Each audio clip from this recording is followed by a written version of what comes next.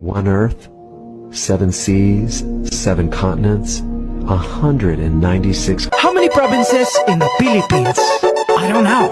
How many? Believe it or not, 81. Abra, Kalinga, Aurora, Laguna, Maguindanao, Ifugao, Isabela, Aklan and Basilan, Sulu, Biliran, Leyte, Cagayan, Bulacan and Palawan, Batanes, Batangas, Bohol, Guimaras, Agusan del Norte, Agusan del Sur, Capiz, Cavite, Bataan, Masbate, Ilocos Norte, Ilocos Sur, Tadlac, Tawi-Tawi, Cebu, Sarangani, Camarines Norte, Sorsogon, Pongos de la Valley, Quezon, Zambales, Camarines Sur and Bukidnon, Zamboanga, Sibugay and Del Sur, Albay, Zamboanga del Norte din, there's Pampanga, Nueva Ecija, Nueva Vizcaya and Camiguin. These are the Philippine provinces. Every Pinoy in the world comes from one of them. Mabuhay! These are the Philippine provinces. In our 7,107 islands.